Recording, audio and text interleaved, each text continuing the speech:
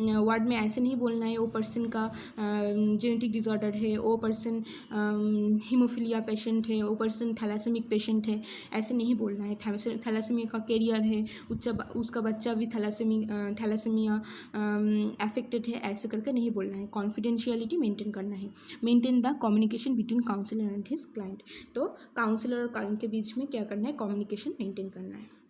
Good communication skill होगा तभी तो पेशेंट उसका प्रॉब्लम खुल के तुम्हारे पास बोलेगा, और तुम तभी क्या कर पाओगे, पेशेंट का जो प्रॉब्लम है उसका सॉल्यूशन निकाल के उसको हेल्प कर पाओगे।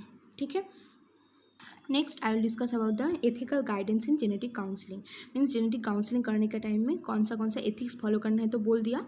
तो क्या क्या एथिकल गाइडेंस है। First, parental autonomy in abortion choice.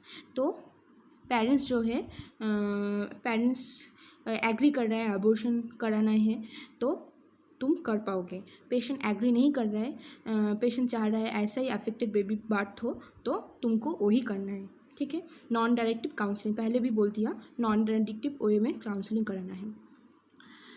Prenatal diagnosis that must be provided when parents needs an information to prepare themselves for the birth of the possibly affected child.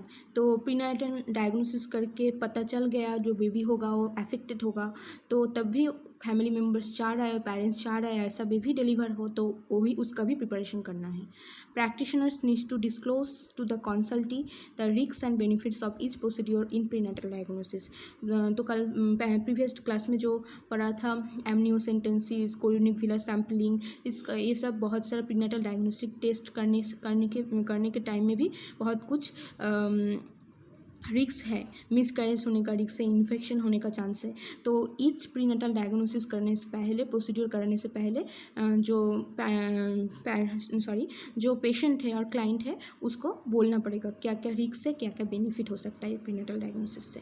Next, information of XY females and excess males with great care that cast no ambiguity on the parents' social and phenotypic sexual identity।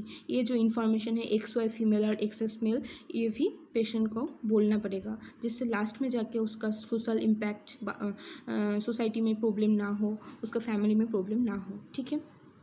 In case punitive father is not the biological father of the fetus, the mother to be informed first to avoid social problems and she may be left to take final decision।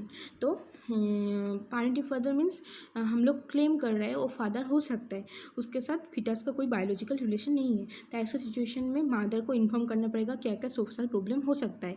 तो mother जो decision लेगा, final decision उसके ऊपर depend करके काम करना है। Next, medical geneticist to decide which of the disorder warrant the option of prenatal diagnosis and termination of pregnancy। जो मेडिकल जेनेटिसिस्ट रहेगा वही क्या करेगा, डिसाइड करेगा कौन सा प्रीनेटल डायग्नोसिस कराना है, और उसका रिजल्ट कैसा आने से और एबनॉर्मल रिजल्ट आने से टर्मिनेशन ऑफ प्रेगनेंसी कराना है और नहीं कराना है, वही डिसाइड कर देगा।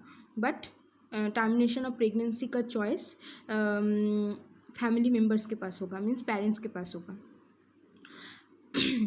Next, consequences from the above to be evaluated in terms of basic ethical principle and the critical test of those of what is best for the individual groups and society। ये सब कुछ क्या है, evaluate करने के बाद ethical principal maintain करके जो टेस्ट बेस्ट होगा वो क्लाइंट के लिए और पेशेंट के लिए वही करके उसके बाद ही जेनेटिक काउंसलिंग करना है।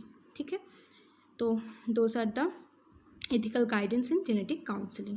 okay, next I will discuss about the genetic screening। इसका definition क्या है?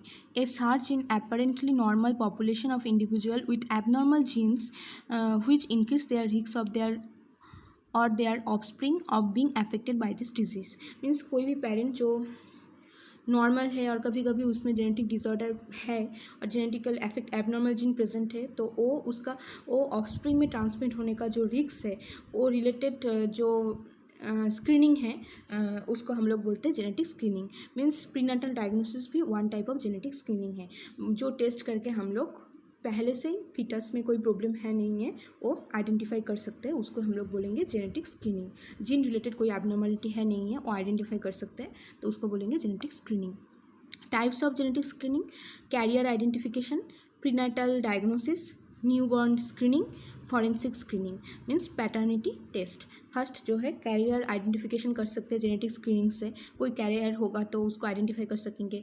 प्रीनेटल डायग्नोसिस कर सकेंगे, प्रीनेटल डायग्नोसिस के अंदर में प्रीवियस क्लास में हम लोग डिस्कस कर लिए, बहुत सारा टाइप है। न्यूबॉर्न स्क्रीन कर सकते हैं। Forensic screen means paternity screens, paternity test कर सकते हैं, मीन्स उसका बायोलॉजिकल मदर कौन है, बायोलॉजिकल फादर कौन है, वो आइडेंटिफाई कर सकते हैं through genetic screening. Last is the conclusion part. Many disease have genetic roots, बहुत सारा डिजीज का मेन कॉज है genetic problem. The genetic screening is an essential issue in most stages of the life. तो life में genetic disorder बहुत बुरा तरीके से उसका लाइफ को इम्पैक्ट कर सकते हैं, और इसके लिए जेनेटिक स्क्रीनिंग बहुत इम्पॉर्टेंट है। Genetic counselling aim is to bridge the gap of people between genetic field complexity and their life. तो जेनेटिक काउंसलिंग से हम लोग क्या कर सकते हैं, जेनेटिक डिसऑर्डर की वजह से कोई भी पर्सन का लाइफ जैसे डिस्ट्रॉय हो सकता है और उसके ऊपर एक बुरा इम्पैक्ट पड़ सकते हैं, उसके बीच में एक क्या कर सकते हैं हम लोग, एक ब्रिज और गैप को फील कर सकते हैं जेनेटिक काउंसलिंग से, जिससे क्या हो सके जेनेटिक डिसऑर्डर वाला बच्चा होने का चांस कम हो जाए। वो पर्सन जो है उसका कोई अदर टेक्निक यूज़ करके वो प्रेग्नेंट हो जाए, जिससे जेनेटिक डिसऑर्डर ट्रांसमिट नहीं हो पाए। ठीक है, तो इससे उसका लाइफ भी बेटर हो जाएगा। ठीक है, this is all about the genetic counselling, it is very important. Okay, so please watch this video and makes the notes from PDF and this link also. Thank you for watching.